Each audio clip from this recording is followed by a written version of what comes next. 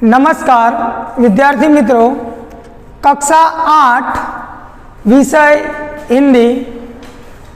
हिंदी साहित्य में संतों की वाणी सभी भारतीय संत कवि से अनेक भाषाओं में मिलती है। हमारे हिंदी साहित्य में कई संत कवि हो चुके हैं, जिसमें सूरदास, कबीर, रहीम, तुलसीदास, बिहारी आदि के दोहे हमें देखने को मिलते हैं। उन्होंने अनेक दोहे, काव्य, गीत आदि सब लिखे हैं। तो उस दोहे द्वारा हमारे संसार को, हमारे जग को एक शिक्षा बोध यानी शिक्षा दी है। तो हमारा इकाई 5 दोहे, यहाँ हमें किताब में 3 संत कवि के दोहे दिए हैं, कबीर, रहीम, तुलसीदास। तो यहाँ कबीर, रहीम, तुलसीदास इन तीनों के दोहे हमें दिए गए हैं। इस दोहे के संत कबीर, हम पहले कबीर, रहीम, तुलसीदास उनका परिचय ले लें कि यह संत कवि कौन थे। तो पहले है संत कबीर, जो 15वीं शताब्दी के कवि माने जाते हैं।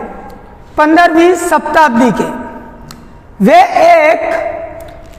उनका बोध दोहे द्वारा दिया गया था कि हिल मिलकर रहना,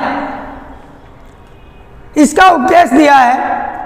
दूसरे है कवि रहीम, जिनका पूरा नाम है अब्दुल रहीम खान खाना। वे एक बड़े उदार और एक अनुभवी संत थे, कवि थे। उसके बाद है संत तुलसीदास। तो संत तुलसीदास 16वीं शताब्दी के संत या कवि, वे संत भी थे और कवि भी थे। उन्होंने कई तरह के काव्य भी लिखे हैं। तो वे 16वीं शताब्दी के संत कवि थे।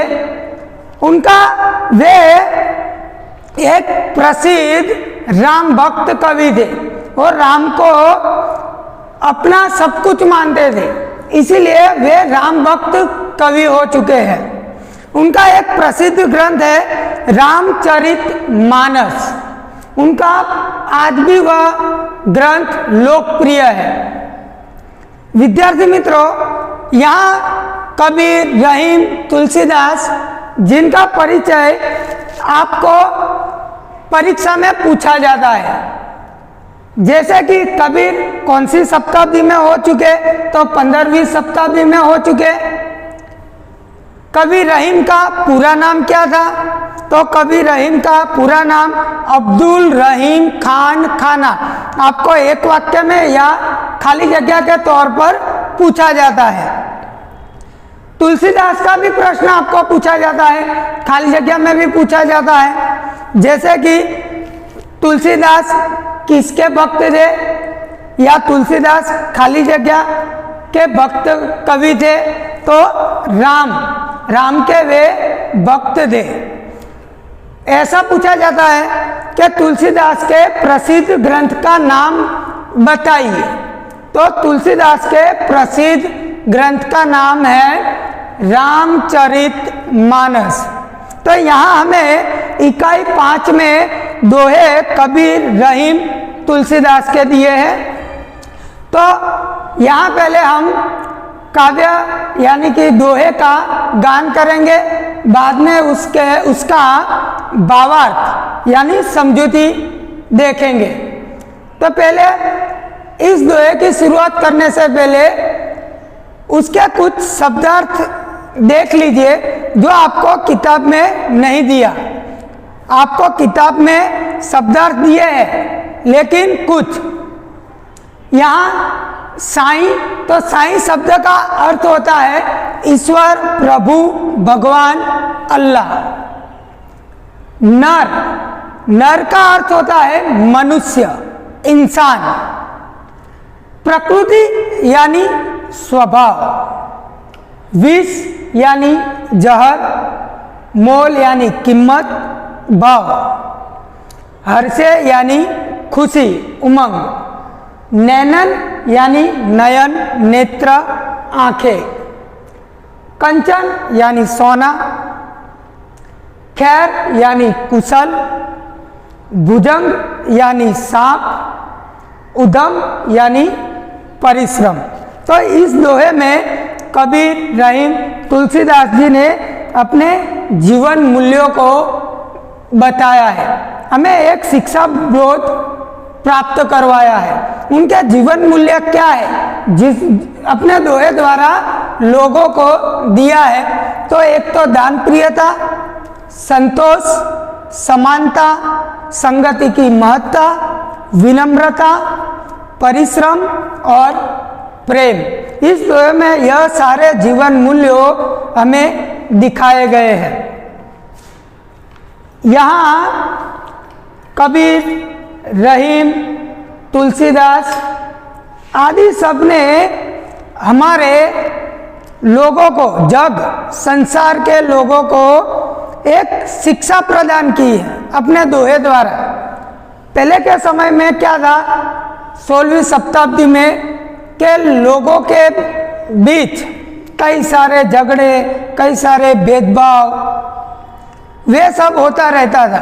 तब उनको समझाने के लिए कोई नहीं था।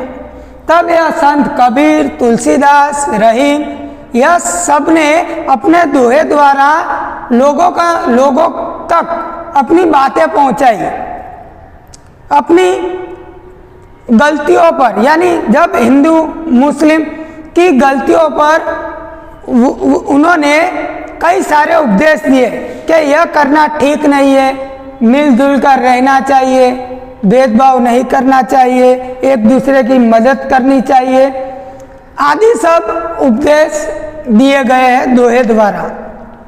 अब यहाँ दोहे, तो उसका हम पहले गान करेंगे। विद्यार्थी मित्रों, आपने दोहे कबीर वाणी सुनी होगी कोई ऑडियो कैसेट पर, सीडी पर। तो पहले हम इस दोहे का गान करेंगे।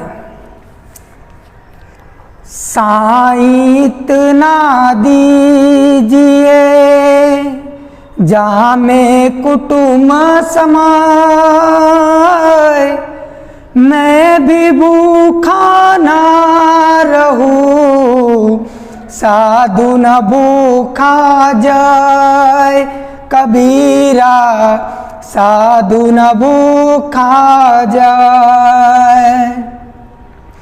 बिना विचारे जो करे, सो पाछो पछताए,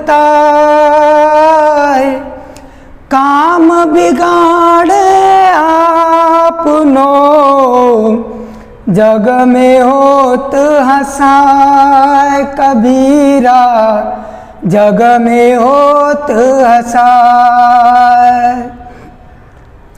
कबीरा खड़ा बाजार में, मांगे सबकी खैर, ना कहूँ से दोस्ती, ना कहूँ से बैर, कबीरा ना कहूँ से बैर।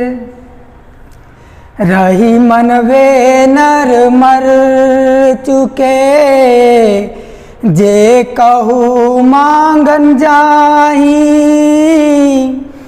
उनत पहले वे मुवे, जिन मुख निकसत नाही। रही मन जिन मुख निकसत नाही, जो रही मूतम प्रकृति का करी सकत कुसंग, चंदन विष व्यापत नहीं, लपट रहत भुजंग, रही मन लपट रहत भुजंग। बड़े बड़ाई ना करे, बड़ो न बोले बोल, रही मन हीरा कब कहे, लाख टका मेरो मोल, रही मन लाख टका मेरो मोल। आवत ही हर से नहीं, नैनन नहीं सने, तुलसी वान जाइए, कंचन बरसे मेघ, तुलसी कंचन बरसे मेघ। विद्या धन उदम बिना, कहू जो पावे कौन, बिना डुलाए न मिले, जो पंखा की पौन, रे तुलसी जो पंखा की पौन। विद्यार्थी मित्रों, यह दोहे आपने सुने ही होंगे। अब हम कबीर, रहीम और तुलसीदास के दोहे का भावार्थ समझेंगे कि वे इस भावार्थ के द्वारा क्या कहना चाहते हैं। तो पहला कबीर के दोहे है 3। पहला है, साईं इतना दीजिए जामे कुटुंब समाए, मैं भी भूखा ना रहूं साधु ना भूखा जाए। यहाँ कबीर जी भगवान को, ईश्वर को प्रार्थना करते हैं कि हे ईश्वर, तू मुझे सिर्फ इतना ही धन और अन्न देना कि मैं और मेरे परिवार कुटुंब का पोषण हो सके। साथ में मेरे द्वार पर आया कोई भी भूखा इंसान, फकीर, कोई मांगने वाला, तो वे भी मेरे द्वार से खाली हाथ ना जाए। यानी कि मुझे इतना ही धन देना, इतना ही अन्न देना कि मैं भी खा सकूं, मेरे परिवार, मेरा कुटुंब भी खा सके, और मेरे घर जो मांगने आया हो, वे फकीर, मांगने वाला, वो खाली हाथ ना जाए। आगे कहते हैं, बिना विचारे जो करे सो पाछो पछताए, काम बिगाड़े आपनो जग में होत हसाए। कबीर जी कहते हैं कि जो इंसान, जो मनुष्य बिना सोचे समझे कोई कार्य करता है तो वह कार्य बिगड़ जाता है, वह कार्य ठीक से नहीं हो पाता। तब मनुष्य, इंसान वह पछताता है। और साथ में जिसने जो कार्य बिना सोचे समझे किया है, उसकी वजह से वह दुनिया में, जग में, संसार में हंसी का पात्र बनता है। यानी हमें जो भी कार्य करना हो, वे कार्य सोच समझ कर करना चाहिए। आपने वे कहावत भी सुनी होगी, क्या पछताए होत क्या जब चिड़िया चुग गई खेत। पछताने से कोई फायदा नहीं है, क्योंकि आपने काम ही ऐसा किया है, बिना सोचे काम किया है। इसीलिए आप जग में, दुनिया में हंसी पात्र बनते हैं। तो हमेशा हमें कोई भी कार्य करना हो तो सोच समझ कर वह कार्य करना होगा, तभी हम दुनिया में हमारा एक अलग पहचान बना सकते हैं। जो इंसान बिना सोचे कार्य करता है वे हंसी के पात्र बनते हैं, जब पछताते हैं तब वह समय निकल गया होता है, निकल चुका होता है। इसीलिए हमें हर एक समय का सदुपयोग करना चाहिए। आगे कहते हैं तीसरा दोहा में, कबीरा खड़ा बाजार में मांगे सबकी खैर, ना काहू से दोस्ती ना काहू से बैर। कबीर जी कहते हैं मैं भरे बाजार में बीच में खड़ा हूँ और भगवान अल्लाह ईश्वर साईं से प्रार्थना करता हूँ कि हे ईश्वर तू इन सभी लोगों की खैर खबर रखना, यानी कुशलता की प्रार्थना करते हैं। वे प्रार्थना में सभी के लिए एक अच्छी दुआएं मांगते हैं, दो हाथ फैलाकर बाजार में खड़े हो चुके हैं कि हे ईश्वर तू इन सभी को सद्बुद्धि देना, अच्छे कार्य के लिए उन्हें शक्ति देना, उनका शरीर तंदुरुस्त रखना, वह सबकी मदद करे ऐसा भाव प्रेम उनके अंदर रखना। इसीलिए कबीर बीच बाजार में खड़े होकर सबके लिए एक दुआ मांगते हैं। वे कहते हैं कि यह इंसान कोई मेरा दुश्मन भी नहीं है और नहीं मेरा कोई दोस्त, लेकिन मैं सबके लिए भगवान से दुआ मांगता हूँ, ईश्वर से दुआ मांगता हूँ, प्रार्थना करता हूँ कि सबकी खैर यानी कुशलता तू रखना, यानी तू ध्यान रखना। कोई इंसान कोई मनुष्य मेरा दोस्त या दुश्मन नहीं है, वह हर एक तकलीफ में हो तो उसकी तू मदद करना, उस तकलीफ आफत में से उसे तू बचाना। आगे रहीम के दोहे हैं। रहीम भी कहते हैं, रहीमन वे नर मर चुके जे कहूँ मांगन जाई, उनके पहले वे मुए जिन मुख निकसत नाई। यानी कि रहीम कहते हैं कि वे नर यानी मनुष्य इंसान,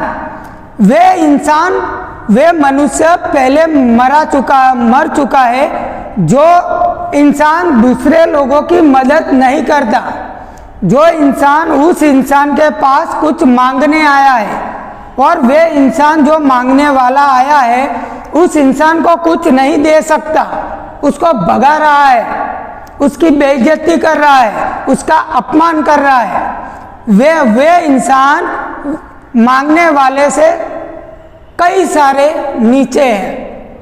वे पहले मर चुके हैं कि जिसने किसी की मदद नहीं की, वे पहले मर चुका होता है इंसानियत के तौर पर।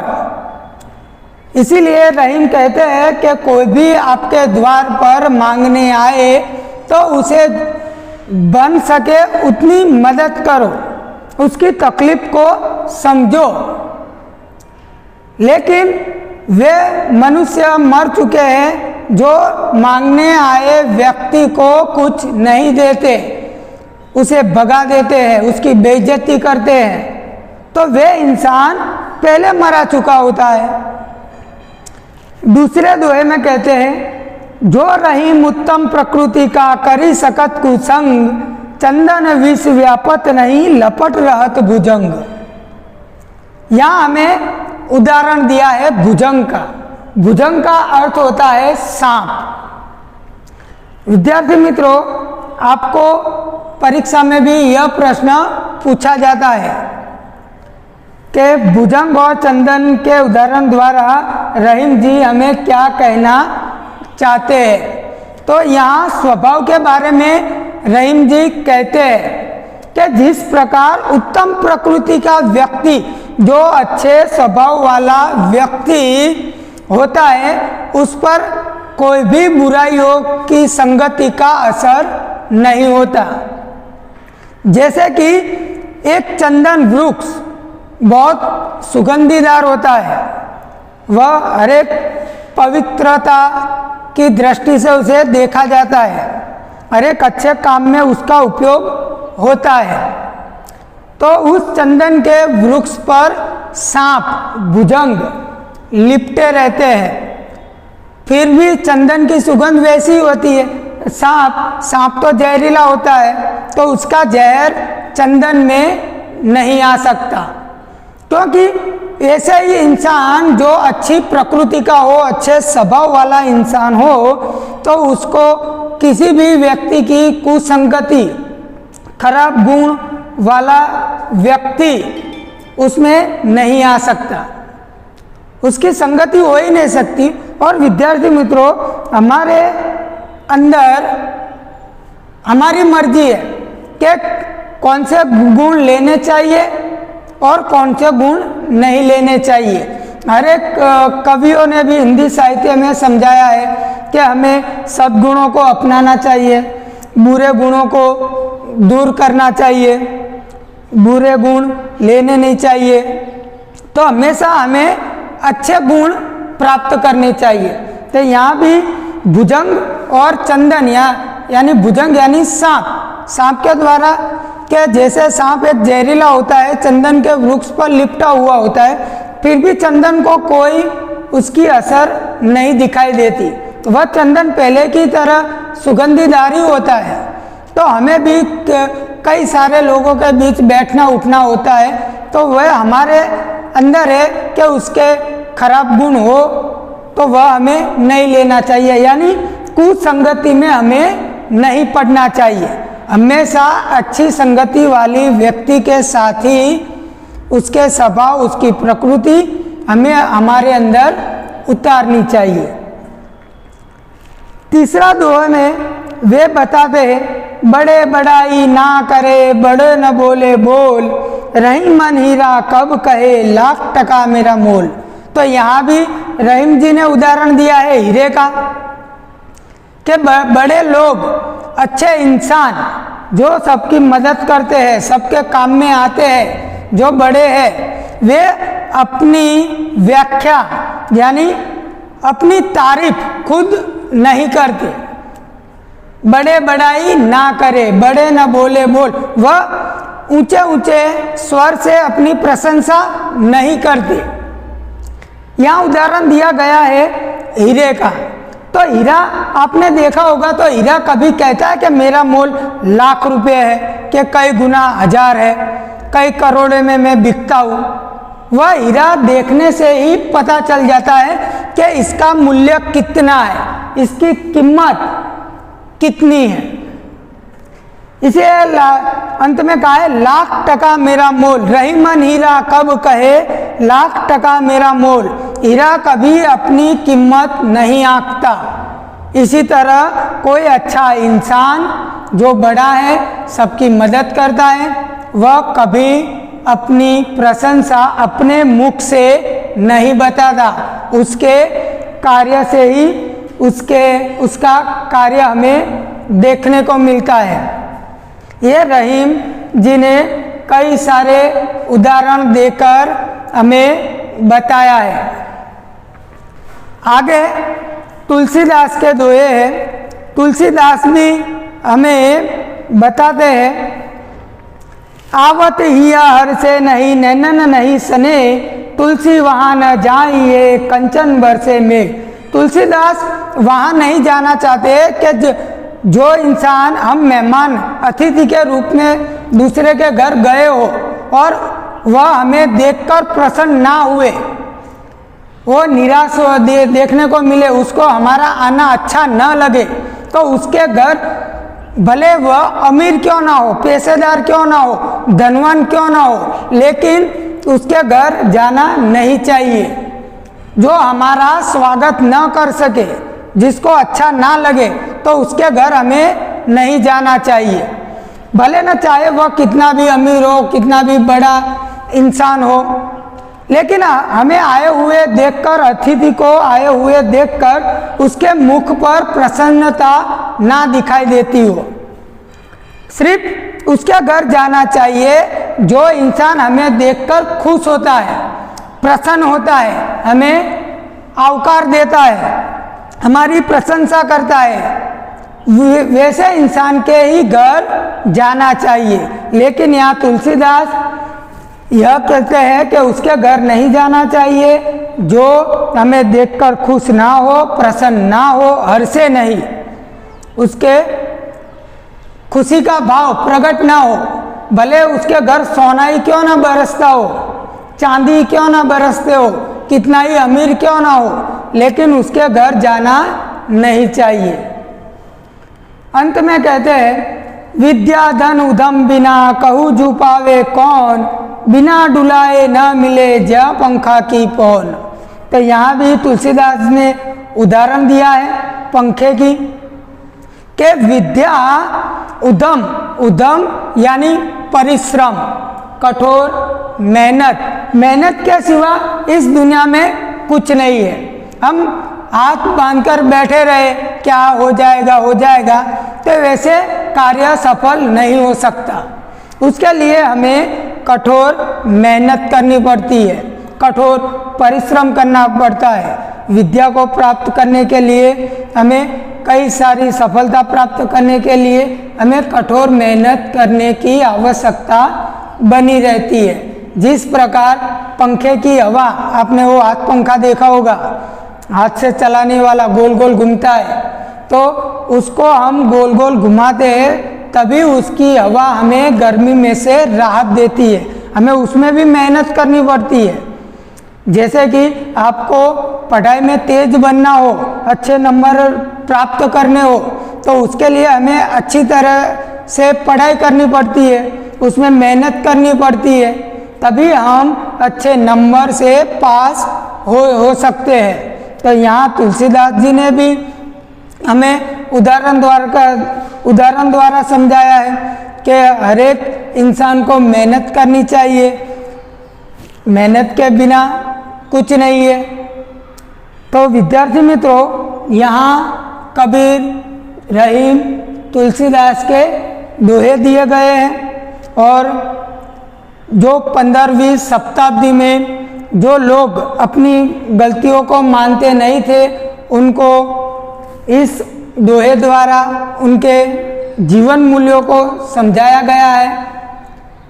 साथ में कबीर, रहीम, तुलसीदास हमें कई सारे उदाहरण द्वारा हमारे जीवन में कौन सी शिक्षा हमें लेनी चाहिए वह भी बताया गया है। यानी ऐसा कह सकते हैं कि जो 15वीं 16वीं शताब्दी के मनुष्य थे, उनको कई सारे दोहे द्वारा उनके जीवन में क्या अच्छाई है क्या बुराई है उसके बारे में उन्होंने समझाया था। विद्यार्थी मित्रों, यह इकाई 5 दोहे कबीर, रहीम, तुलसीदास के, जिसके कुछ प्रश्न थे हमें आपको गृह कार्य के तौर पर दिया गया है। तो वह गृह कार्य आपको लिखना है। उसमें 8 प्रश्न दिए गए हैं। तो उसका पहला प्रश्न है कि इकाई में दिए गए शब्दार्थ लिखिए। आपको आपकी किताब में शब्दार्थ दिए हैं तो वह लिखना है पहले। दूसरा, कबीर, रहीम, तुलसीदास के दोहे और उनका भावार्थ लिखिए। तो आपको इन तीनों के दोहे लिखने हैं और उसके भावार्थ भी लिखना है। तीसरा है कबीर साईं से कितना मांगते हैं। चौथा, चंदन और भुजंग के उदाहरण द्वारा रहीम क्या चाहते हैं या क्या कहते हैं। पांचवा, तुलसीदास किसके घर नहीं जाना चाहते। छठा, बिना सोचे कार्य करने से क्या होता है। सातवां, हीरा बड़ा क्यों है। आठवां, अन्य कवि संतों के दोहे लिखो। यानी कि यह 8वां प्रश्न आपको प्रवृत्ति के तौर पर दिया गया है। यहाँ हमारा इकाई 5 दोहे कबीर, रहीम, तुलसीदास के पूर्ण होता है। अस्तु।